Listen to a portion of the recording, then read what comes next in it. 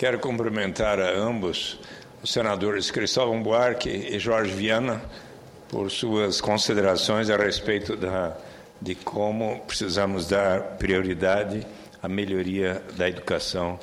Parabéns pelos esforços realizados no Acre e também pela insistência com que ambos têm aqui colocado este aspecto tão primordial. Mas, senhora presidenta, eu quero hoje falar sobre o apoio à posição brasileira no caso Julian Assange e solidariedade às artistas russas do grupo Pussy Riot.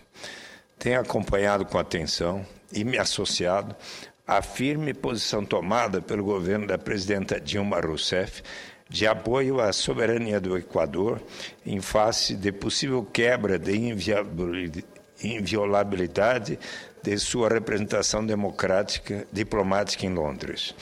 Como sabemos, lá está, sob proteção do governo equatoriano, Julian Assange, que acaba de receber o asilo diplomático do governo de Rafael Correa. Pesa contra o australiano Julian Assange um mandato de busca internacional expedido pela Suécia, onde estiver em agosto de 2010, a convite para apoiar um encontro dos membros de uma ONG. Lá ele deve responder por 2 acusações de crimes sexuais.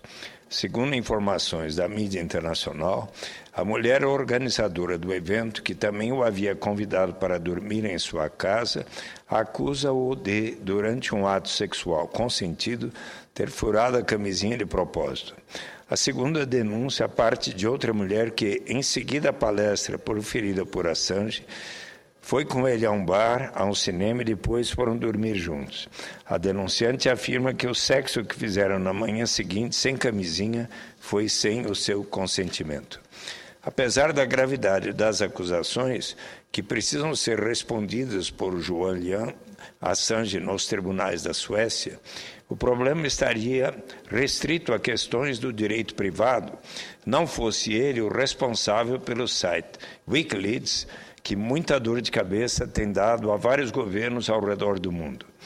O site Wikileaks é uma organização transnacional sem fins lucrativos que torna de conhecimento público em sua página postagens de fontes anônimas, documentos, fotos e informações confidenciais vazadas de governos ou empresas sobre assuntos sensíveis.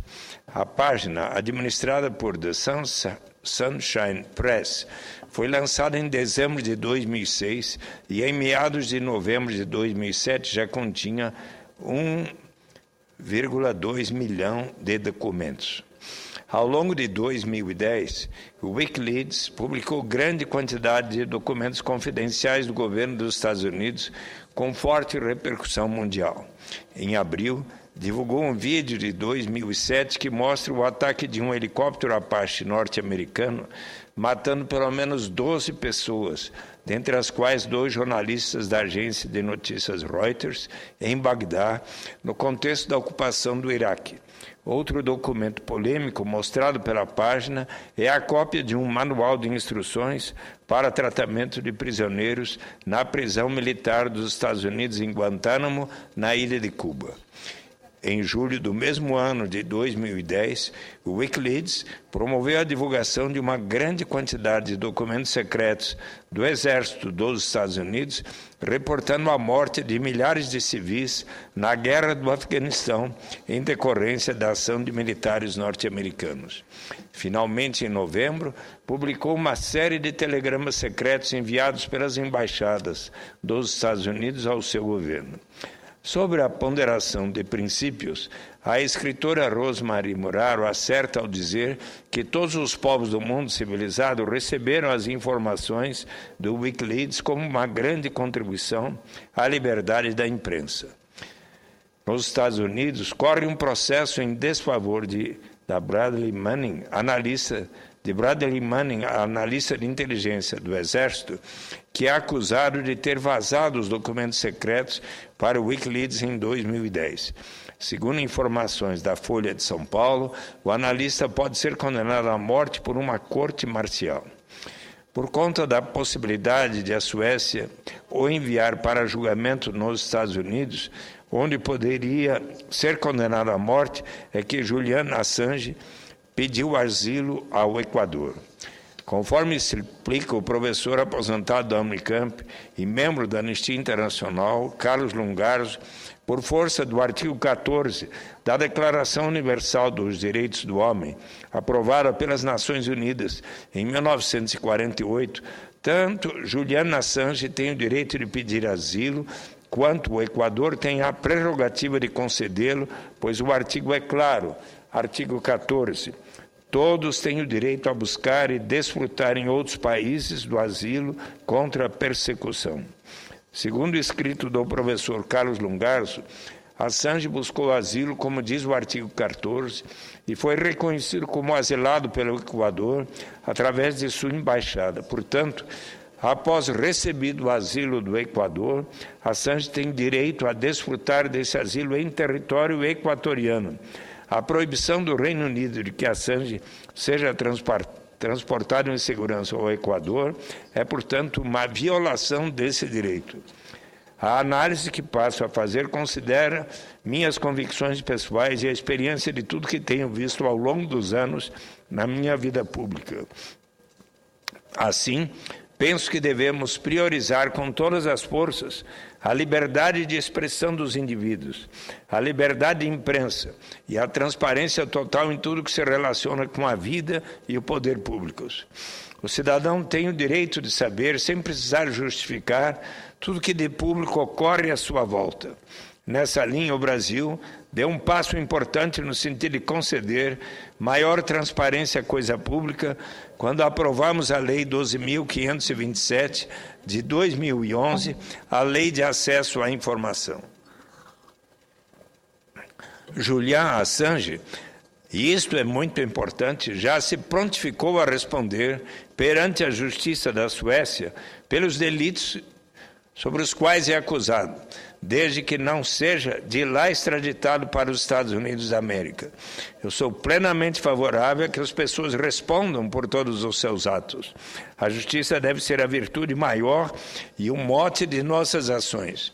Não obstante, no caso do direito à liberdade de expressão e à liberdade de imprensa, entendo que não podemos aceitar que o foco seja modificado do mérito das expressões faladas ou escritas e das informações publicadas para o processo de obtenção dos dados ou para as penas impostas, muitas das quais adotam dosimetria inexplicável.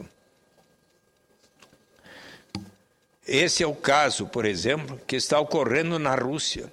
Lá, 3 jovens artistas do grupo punk Pussy Riot realizaram um protesto que durou menos de 1 minuto dentro da Catedral do Cristo Salvador, em Moscou, protesto esse contra os supostos laços que unem o governo do presidente Vladimir Putin à liderança da Igreja Ortodoxa Russa. Sendo a Rússia um Estado constitucionalmente laico, num julgamento que durou apenas 15 dias, as 3 manifestantes, Maria Aliokina, de 24 anos, Nadezhda Tolokonikova, de 22, e Ekaterina Samutsevich, de 29 anos, ao invés de receberem uma pena de multa por ofender a ordem pública, foram condenadas a 2 anos de prisão por vandalismo numa rígida colônia penal russa. Medidas como esta, adotada na Rússia, levam ao cerceamento da liberdade de expressão, coíbem a crítica e dificultam a implementação da transparência no serviço público. Ao lado de Paul McCartney, Madonna e de tantos outros, eu também me alio à campanha de solidariedade e de apoio ao grupo Pussy Riot, solicitando que a justiça russa reveja esta pena aplicada a jovens artistas. Dessa forma, associo-me à posição tomada pelo governo Dilma Rousseff, ao tempo que me congratulo com a presidenta pela postura adotada por nossa diplomacia, pelo ministro Gonzaga Patriota, pelo embaixador Breno de Souza Brasil Dias da Costa, nosso representante na Organização dos Estados Americanos, OEA, por nosso representante na União das Nações Sul-Americanas, UNASUL, o embaixador Antônio Simões, subsecretário-geral para a América do Sul. O Brasil, ao lado dos países da UNASUL, foi firme ao enaltecer o direito soberano que o Equador tem de conceder asilo a Julian Assange, bem como ao exortar a retomada do diálogo entre Quito e Londres para a construção de uma solução que respeite o direito internacional e, principalmente, respeite as pessoas envolvidas. Assim, avalio que essa deve ser a posição brasileira a ser levada à próxima reunião da Organização dos Estados Americanos, OEA, que está convocada para sexta-feira, dia 24 de agosto. Muito obrigado, senhora presidenta, senadora Marta Suplicy.